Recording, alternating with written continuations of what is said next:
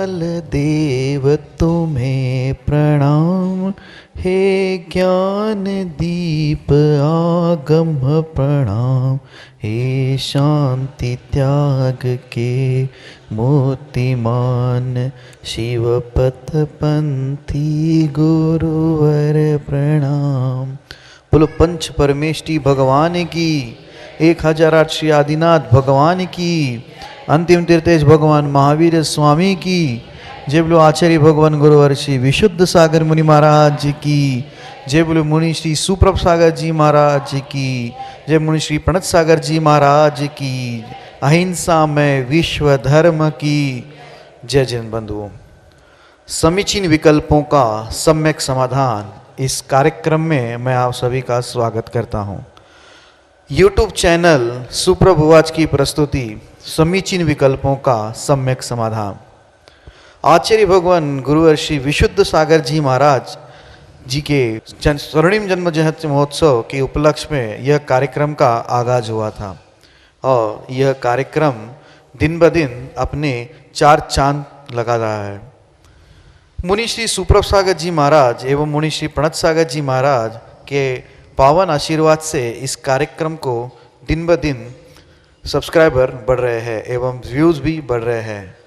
मैं आपका ज़्यादा समय नहीं लेते हुए मैं मुनि श्री सुप्रभ सागर जी महाराज एवं मुनि श्री प्रणत सागर जी महाराज के चरणों में नमोस्तु करता हूँ एवं प्रणत सागर जी महाराज से यह विनय करता हूँ कि आज के कार्यक्रम को गति प्रदान करें। नमोस्तु नमोस्तु नमोस्तु। ओम नमः सिद्धेभ्य। पंच परमेष्टि भगवान की, परम पूज्य आचार्य भगवंत गुरुवर विशुद्ध सागर जी मुनि महाराज की, परम पूज्य मुनि श्री सुप्रभ सागर जी महाराज की,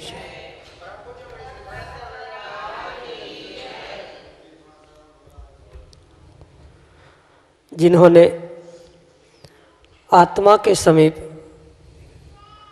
जीना सीखा और अनेकानेक जीवों को अध्यात्म की शिक्षा दी, ऐसे अध्यात्म योगी आचार्य भगवंत गुरुवर विशुद्ध सागर जी महाराज का हम सभी स्वर्णिम जन्म जयंती वर्ष मना रहे हैं।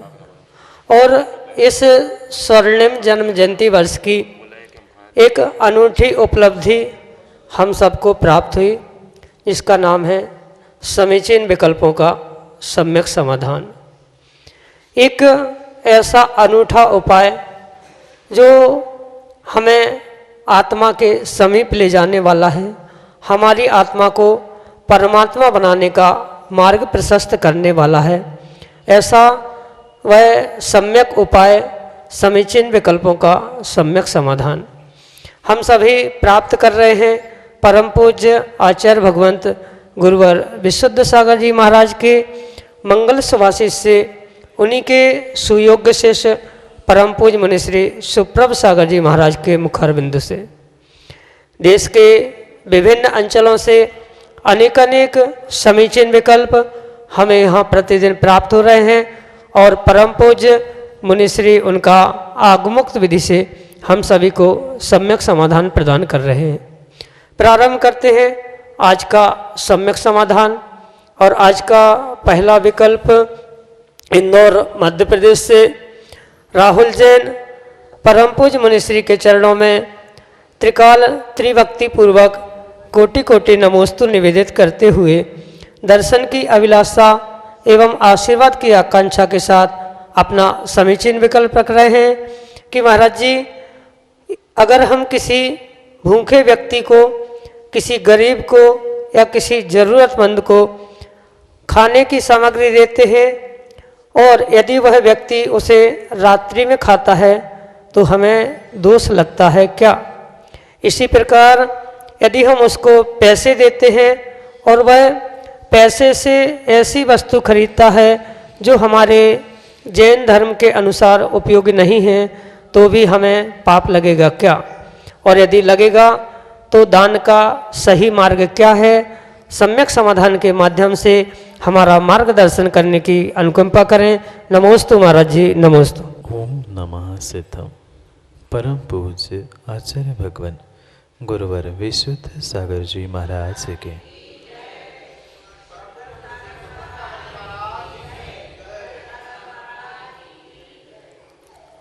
जो दान की व्याख्या आगम में है, वहाँ पर मात्र सत्पात्रों को ही दान कहा है।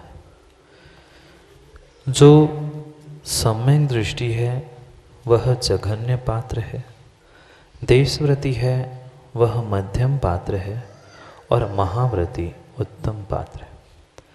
इनके अलावा जितने भी जीव हैं वह अपात्र है, और किसी अन्य प्रकार के विपरीत क्रिया करने वाले जीवों को दी हुई वस्तु कुपात्र दान है। कुपात्र और अपात्र दान का फल आचार्य भगवंत स्पष्ट रूप से समझाते हैं। अगली पर्याय में कुपात्रों को और अपात्रों को दान देने से जीव उस कुभोग भूमि को प्राप्त होता है, और उस दान को वास्तव में आगम के परिपेक्ष में दान की श्रेणी में ग्रहण ही नहीं किया, जो अपात्र या कुपात्रों को दिया जाता है।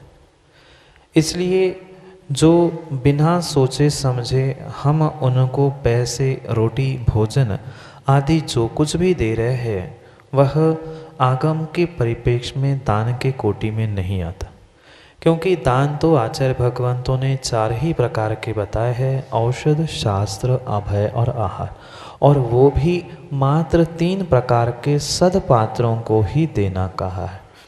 आप ये पूछ सकते हो फिर करना क्या? उन दीनहीन गरीब लोगों पर हमें करुणा आती है तो उनको कुछ नहीं करे। उनको जो आपने वस्तु दी है वह दया दत्ती हो सकती है, करुणा हो सकती है, वह दया की भेंट हो सकती है, पर वह दान की श्रेणी में आता ही नहीं है।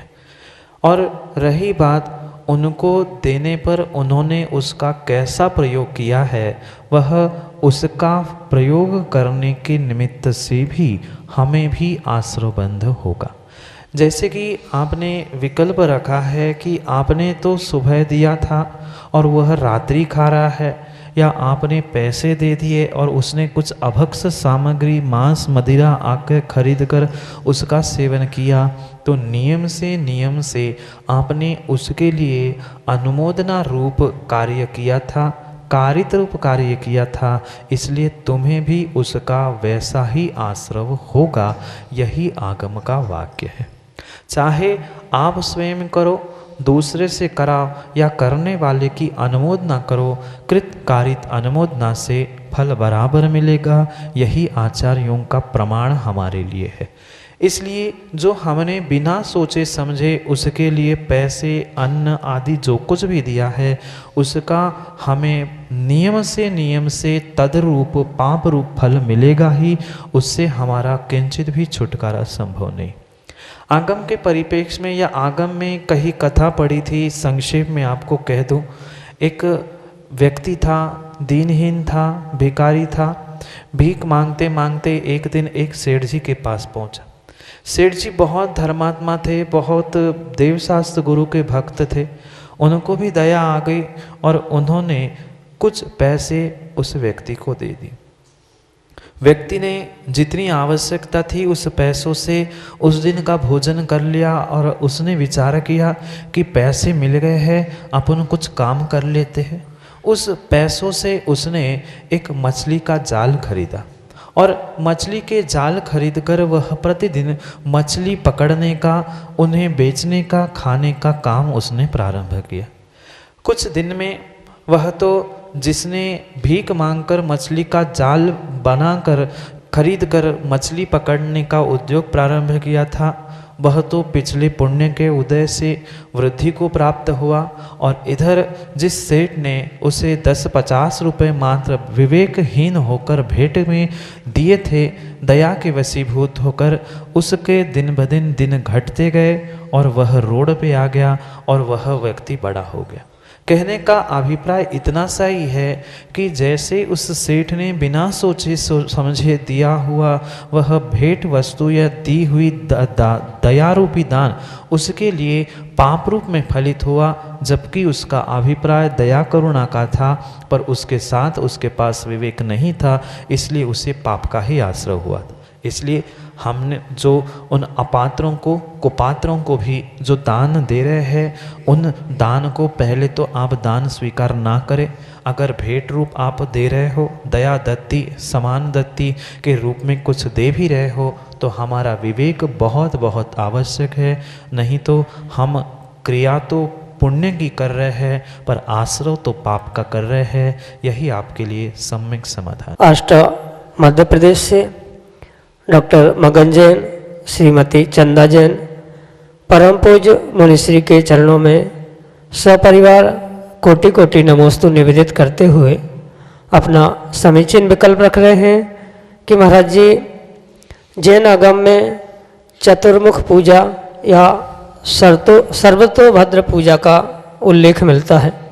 वर्तमान परिप्रेक्ष्य में इसका स्वरूप और उपयोगिता क्या है, हमारे समीचीन विकल्प का सम्यक समाधान करने की अनुकंपा करें।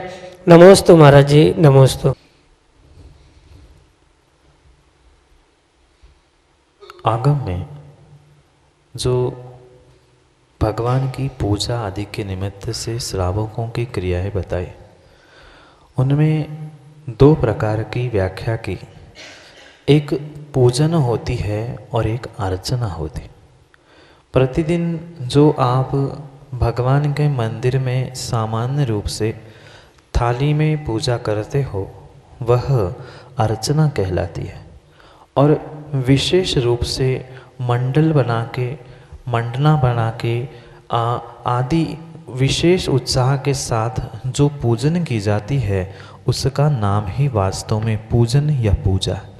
सामान्य प्रतिदिन जो पूजा है वह अर्चना है, और विशेष मांडना मंडल आदि की स्थापना से जो किया जाता है वह पूजन कहा जाता है।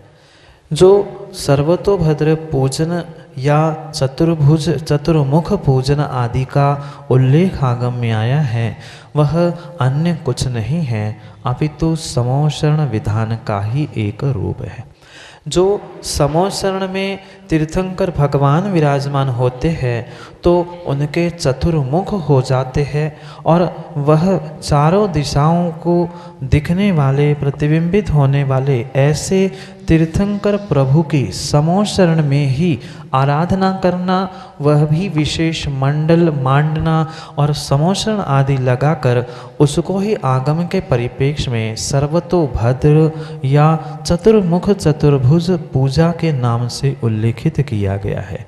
ये अंतर विशेष जानने योग्य है कि बहुत सारे जीवों को अर्चना और पूजन का भेद ही नहीं पता। जहाँ विशेष अभिप्राय से विशेष मानना आदि के निमित्त से की जाने वाली पूजा को आगम में पूजन कहा है, और ये समोशरण के निमित्त से या समोशरण में बैठे हुए तीर्थंकर प्रभु की 24 तीर्थंकरों की या अन्य समोशरण में विराजमान तीर्थंकरों की, चाहे 20 विद्यमान विदेह के हो या भूत की, भविष्य की, वर्तमान की, इन 24 के उनके समोशरण में बैठकर, हम तो समोशरण में बैठे नहीं बैठे, जो समोशरण में बैठे तीर्थंकर है उनकी चारों दिशाओं से प्रतिबिंब की पूजा करना, चतुर्मुख चतुर्भुज या सर्वतोभद्र यानी सभी प्रकार से सभी दिशाओं से की जाने वाली पूजन को सर्वतोभद्र या चतुर्भुज चतुर्मुख पूजन ऐसा भी कहा जाता है।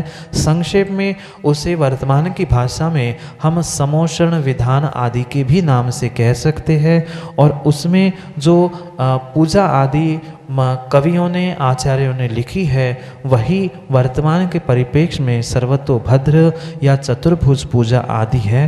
अन्य किसी भी प्रकार से उसे आप स्वीकार ना करें, ना कोई 4 मुख वाले, 3 मुख वाले, ना कोई अन्य किसी भी प्रकार से वहाँ अन्य कोई भी देवी देवताओं की पूजा नहीं है, अपितु तीर्थंकर प्रभु जो समोशरण में विराजमान हैं, उन तीर्थंकर प्रभु के ही चतुर्मुख समोशरण में दिखने के कारण उस पूजा को, समोशरण विधान को ही चतुर्भुज पूजा, चतुर्मुख पूजा या सर्वतोभद्र पूजा कहा जाता है। यही आपके लिए संक्षेप से सम्यक समाधान।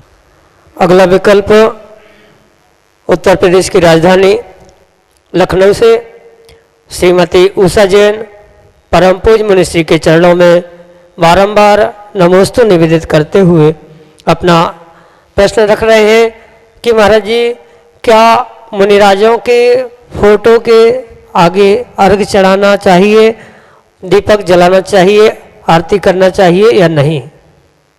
हमारे समीचीन विकल्प का सम्यक समाधान करने की अनुकंपा करें। नमोस्तु महाराज जी, नमोस्तु। आगम में आचार्य भगवंतों ने दो प्रकार की स्थापना की व्याख्या की, एक तदाकार स्थापना और एक अतदाकार स्थापना। जो जिस प्रकार से जिस आकार में मौजूद होता है उसको उसी प्रकार से स्थापित करना, या वर्तमान की भाषा में अगर हम समझे तो 3 डायमेंशन से जो उसकी स्थापना की जाती है वह तदाकार स्थापना है। और उसके अलावा सामान्य पत्थर जिसका कोई आकार निर्धारित नहीं है, कागज़ है, उनमें जो चित्र या बिना आकार के जिसमें स्थापना की जाती है, स्थापना निक्षेप होता है, वह अतदाकार स्थापना कही जाती है। ये पंचम काल है और इस पंचम काल में तदाकार स्थापना ही स्वीकार है, अतदाकार स्थापना का कोई भी व्याख्यान नहीं है। जैसे कि आपने विकल्प पूछा है, फोटो, तस्वीर, चित्र, अखबार, टीवी, ये सब कुछ परम अतदाकार स्थापना है, वहाँ तदाकार स्थापना का कोई भी व्याख्यान नहीं है। चाहे किसी मुनिराज की फोटो हो, चाहे किसी आचार्य भगवंत की, या चाहे किसी परमात्मा, किसी भगवान की भी फोटो क्यों ना हो, वह मात्र और मात्र अतदाकार है, उसमें 3 डायमेंशंस नहीं है। इसलिए पंचम काल में उसको स्वीकार नहीं किया जा सकता। वह फोटो, वह तस्वीर, वह चित्र चाहे टीवी में आ रहा हो, चाहे फ्लेक्स पे कागज़ पे बना हो, वह मात्र चित्र है, वह मात्र सम्माननीय हो सकता है, उसकी विनय की जा सकती है, पर उसकी पूजा वह नहीं की जा सकती, क्योंकि चित्र पूजनीय नहीं है, सम्माननीय, आदरणीय हो सकता। शब्दों के अंतर को समझना बहुत आवश्यक है। चित्र कभी पैरों में डालकर उसका अभिनय करने की व्याख्या नहीं है, पर अपितु जो वर्तमान में देखा जाता है उस फोटो, तस्वीरों को, टीवी आदि को ही पंच परमेष्ठी का स्थान देकर जो उसकी पूजा, आराधना, आरती, अभिषेक आदि सब कुछ चल रहा है, वह बिल्कुल आगम के विपरीत ही कार्य है। स्पष्ट ही कह दे तो यह सम्यक्त के विपरीत कार्य है। मैं तो आगे बढ़कर कह रहा हूँ, पंचम काल में अतदाकार स्थापना को पूजना यह परिपूर्ण रूप से एक प्रकार का मिथ्या ही है। क्योंकि आगम में जब कहा है पंचम काल में मात्र तदाकार स्थापना, वह भी भगवान की, अगर आपको गुरु की इतनी ही अनिवार्यता लग रही है तो आगम में पंच परमेष्ठी की प्रतिमा बनाने की व्याख्या है। आप आचार्य परमेष्ठी, उपाध्याय परमेष्ठी, साधु परमेष्ठी, प्रत्येक परमेष्ठी की तदाकार प्रतिमाएं बनाई जाए, उसमें संस्कार किए जाए और फिर आप खूब उसकी अभिषेक पूजा करो, उसमें किंचित भी दोष नहीं है। पर वर्तमान में वेदियों में अनेक स्थानों पर फोटो आदि रखते हुए जो उसकी पूजा हो रही है, आरती हो रही है, अर्घ्य चढ़ रहे हैं, वे किंचित भी आगमोक्त क्रिया है ही नहीं है। क्योंकि अगर वह फोटो, तस्वीर ही सर्वथा पूजनीय है तो लाखों करोड़ों खर्च करके उत्तम चंद जी पंचकल्याण करने की क्या आवश्यकता है। जो प्रतिमा आदि का भी व्याख्यान किया है, वह भी प्रतिमा परिपूर्ण रूप से शुद्ध धातु की, पाषाण की आदि की ही की गई है, जिसमें लोहा लगा हो या कोई अशुद्ध द्रव्य हो, लकड़ी हो, सीमेंट हो, मिट्टी हो, ऐसे वस्तु से बनी हुई भी तदाकार स्थापना पंचम काल में स्वीकार नहीं है। इसलिए मेरा तो स्पष्ट यही कहना है कि किसी भी प्रकार से फोटो को, तस्वीर को, चलचित्रों को आप अर्घ्य ना चढ़ाए, ना पूजा करें। उसके सामने बैठकर पूजा करना, विधान करना, ये किंचित भी वह आपका आवश्यक या षट कर्तव्य की पूर्णता नहीं कही जा सकती। हाँ, कभी कदाचित विषमता में हम देख रहे हैं टीवी आदि से, या उसका एक सम्मान के भाव से फोटो लगा के रखी है घर में, तो फोटो लगाने में, टीवी में देखने में आदि में दोष नहीं है। पर अगर उसको अर्घ्य चढ़ा रहे हैं, पूजा कर रहे हैं, उसकी आरती उतार रहे हैं, तो वह अवश्य ही दोष है। घर में अगर आपके पास कोई साधन नहीं है तो साक्षात जिनवाणी रखे, शास्त्र रखे, उसके सामने अर्घ्य चढ़ाए, उसकी आरती करे, यह तो स्वीकार है। पर किसी फोटो तस्वीर की पूजा, अर्घ्य, आरती आदि आगम के परिप्रेक्ष्य में किंचित भी स्वीकार नहीं है। वह मात्र अगर उस फोटो के सामने, आप ये भी कह सकते हो कि उस फोटो के सामने फिर दीप प्रज्वलन आदि क्यों हो रहा है, वह एक सभा का शुभ संकेत रूप, वह ना कि फोटो के सामने आरती उतारने के लिए दीप प्रज्वलन नहीं हो रहा है। अंधकार से ज्ञान रूपी प्रकाश की ओर हम बढ़े, उस ज्ञान ज्योति का एक प्रतीक, इस कारण से धर्म सभाओं में उस दीप का प्रज्वलन आदि किया जाता है। जरूरी नहीं है कि वो फोटो के सामने ही किया जाए, वो एक स्थान निर्धारित हुआ है, इसलिए वहाँ रखकर दीप प्रज्वलन किया जाता है। पर उसका लक्ष्य ये नहीं है कि हम फोटो की विनय या फोटो का अभिषेक, फोटो की पूजा, फोटो की आरती आदि करने लग जाए। क्योंकि स्पष्ट चंद्रेश जी पंचम काल में आचार्य भगवंतों ने अतदाकार स्थापना का निषेध किया है, और जिस विषय का निषेध किया है जिस काल में, उसको हम कहेंगे तो वह आगम की आज्ञा का विरोध होगा, और आगम की आज्ञा का विरोध ही आज्ञा सम्यक से रहित होना है, और आज्ञा सम्यक से रहित होना ही मिथ्यात्व में पहुंचना है। यही परम सत्य जानने होंगे। इसलिए अगर आपको मिथ्यात्व से बचना है तो चित्र,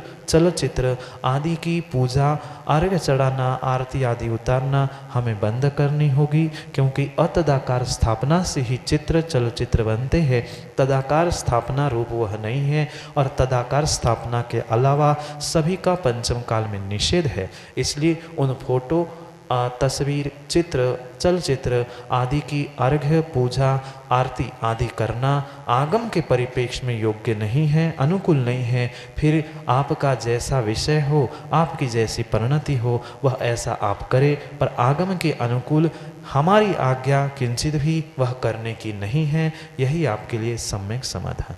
अगले विकल्प के लिए गुरसराय झांसी उत्तर प्रदेश से श्रीमती सोनल जैन हमारे सामने है, जो कि अपना समीचीन विकल्प परम पूज्य मनीषी के समक्ष रख रहे हैं। नमोस्तु महाराज जी, नमोस्तु। मेरा विकल्प यह है कि दीपावली के दिन बहुत सारे दिए जलाना या कच्चे दूध और घी के और तेल के दिए जलाना उचित है, और उन्हें घर के हर कमरे में रखना क्या उचित है? इस विकल्प का समाधान कीजिए। नमोस्तु महाराज जी। घी का दिया जलाना एक शुभ क्रिया या एक मांगलिक क्रिया आगम में आचार्यों ने स्वीकार की, जो साक्षात केवल ज्ञान का प्रकाश उस दीपावली के दिन शाम के समय में गौतम स्वामी ने प्राप्त किया था। उस केवल ज्ञान ज्योति का प्रतीक रूप हम दीपावली के दिन में श्रावक अपने अपने घर में शाम के समय में घी का दीपक जलाता है। जिसकी जैसी सामर्थ्य होती है व्यक्ति उसी प्रकार का दिया अपने घर में जलाता है। किसी के पास घी की सामर्थ्य नहीं है तो वह तेल का दिया भी जला सकता है, पर उत्कृष्ट और शुद्ध वस्तु का शुद्ध प्रभाव भी पड़ता है। वैज्ञानिक दृष्टि से भी देखा जाए तो उस शुद्ध घी के दिए के द्वारा जो विशेष वहाँ पर ऑक्सीडेशन होता है, वहाँ जो विशेष रूप से जो एनर्जी क्रिएट होती है, वह एनर्जी पूरे हमारे घर में, हमारे निर्धारित स्थानों में पहुँचे। इसी अभिप्राय से घर में अनेक स्थानों में, मंदिर में भी दीपक, घी के दीपक आदि की व्यवस्था आचार्यों ने बताई है। इसलिए ये दीपावली के दिन हो चाहे अन्य किसी दिन हो, इस घी के दिए के लेकर हमें विकल्प नहीं करना चाहिए। मुख्य कारण जैसे मैंने बताया कि दीपावली के दिन में विशेष रूप से गौतम स्वामी को उसी दीपावली के दिन शाम को गोधूली बेला पर जो केवल ज्ञान की प्राप्ति हुई थी, उस केवल ज्ञान का प्रतीक रूप हम दीपक शाम को प्रत्येक घर में जलाते हैं। ज़रूरी नहीं है कि प्रत्येक कमरे में ही हम दीपक जलाएं, ज़रूरी नहीं है कि सैकड़ों हजारों करोड़ों दिए जलाने से ही हमारा धर्म या हमारा केवल ज्ञान प्रकट हो। एक प्रतीकात्मक कार्य हम कर सकते हैं। एक श्रावक का विवेक होना अनिवार्य है कि वह दीपक लगाते हुए जलाते हुए भी कितना घी किस प्रकार से रख रहा है, यह भी उसका विवेक परम आवश्यक है। पता चला 10 मिनट की पूजा और 2 घंटा दीपक जल रहा है, कितने जीवित में नष्ट हो रहे हैं। इन सबका सारा विवेक रखते हुए ही श्रावक को क्रिया करना आवश्यक है। ये अनिवार्यता नहीं है, मैं पुनः कह रहा हूँ कि सैकड़ों दीपक जलाने की अनिवार्यता नहीं है, पर आगम की परंपरा को भी नष्ट करने की ज़रूरत नहीं है। जितनी शक्ति और जितना विवेक से हम कार्य करेंगे उतना विशेष फल हमें प्राप्त होगा। आगम में केवल ज्ञान का प्रतीक रूप दीपावली के दिन दिए जलाने की व्याख्या जरूर है, पर दिखावे की व्याख्या किंचित भी नहीं है। मोमबत्ती, लालटेन या किसी विद्युत के द्वारा की गई रोशनाई, इसका आगम में कोई उल्लेख नहीं है। घी के दिए का जरूर उल्लेख है, पर वह भी विवेक से, मर्यादा से ही प्राप्त करना होगा। और रही बात अशुद्ध दूध से या बिना प्रासुक किए हुए दूध से, कच्चे दूध से बनाया हुआ घी, जब कच्चा दूध ही स्वयं में अभक्ष्य है, अशुद्ध है, फिर वह उससे बना हुआ घी कैसे शुद्ध हो सकता है? क्योंकि ये पक्का हमें स्वीकार करना होगा, जितना शुद्ध द्रव्य होगा, जितनी शुद्ध विधि होगी, उतना ही शुद्ध फल भी हमें मिलेगा। चाहे दान हो, चाहे पूजा हो, वह उमा स्वामी महाराज ने जो विधि, द्रव्य, पात्र विशेषता, तद विशेषता सूत्र दिया है, उसको सर्वत्र लगाते हुए हमें निर्णय करना होगा। अगर अशुद्ध या कच्चे दूध से बना हुआ घी है तो वह अशुद्ध है ही, और उस अशुद्ध दूध से या अशुद्ध घी से उत्पन्न होने वाली वर्गणाएँ भी अशुद्ध होगी, घर में अशुद्धि ही फैलेगी, जीवों की भी विराधना हो गई। एक साथ हमने बहुत सारे पापों को कमा के रख दिया, पुण्य की जगह हम पाप कर रहे हैं। यही आपके लिए सम्यक समाधान। जय जन बंधु, हम आप सभी समीचीन विकल्पों का सम्यक समाधान इस कार्यक्रम का लाभ ले रहे थे। यह कार्यक्रम प्रतिदिन 5:13 पे सुप्रभुवाज इस YouTube चैनल पे प्रसारित होता है। इसका पुनः प्रसारण फेसबुक के माध्यम से भी होता है। फेसबुक पे सुप्रभुवाज या श्रमण सुप्रभ सागर जी महाराज के नाम से पेज है, उस पेज पे इसका प्रसारण होता है। अगर आप इस कार्यक्रम से जुड़ना चाहते हो, अगर आपके मन में उठने वाले विकल्पों को आप शांत करना चाहते हो, उसका सम्यक समाधान प्राप्त करना चाहते हो, तो जो डिस्क्रिप्शन एवं पट्टी पे जो नंबर चल रहे हैं उस पर आप ऑडियो, वीडियो या टेक्स्ट मैसेज के द्वारा हम तक अपना समीचीन विकल्प भेज सकते हैं। आपके सुविधा के लिए मैं यह नंबर एक बार दोहराता हूँ, 8707548811, 8707548811। एक अन्य नंबर भी है 7415306441। अगर आप जीमेल के उपभोक्ता है और अगर आप जीमेल के माध्यम से हम अपना समीचीन विकल्प भेजना चाहते हो तो हमारा जीमेल आईडी है samyak.samadhan@gmail.com। मैं यह आपसे अनुरोध करता हूं कि शाम को 7:40 पे प्रतिदिन मुनिश्री के प्रवचन जिनवाणी चैनल पे प्रसारित होते हैं। आप उसके माध्यम से भी मुनिश्री के प्रवचन का लाभ ले सकते हो। आप चैनल पे या तो आप YouTube चैनल सुप्रभुवाज को ज़रूर सब्सक्राइब करिए एवं उसके जो बेल आइकन होता है उसको ज़रूर दबाइएगा, ताकि उसमें जो अभी प्रवचन चल रहे हैं, जो शीतकालीन वाचना के जो प्रवचन चल रहे हैं, उसका आप लाभ ले सको और उसका आपको नोटिफिकेशन मिलता रहे। और मैं मुनिद्वय के चरणों में बारंबार नमोस्तु करता हूँ और आज के कार्यक्रम को यही समाप्त करता हूँ। नमोस्तु नमोस्तु नमोस्तु।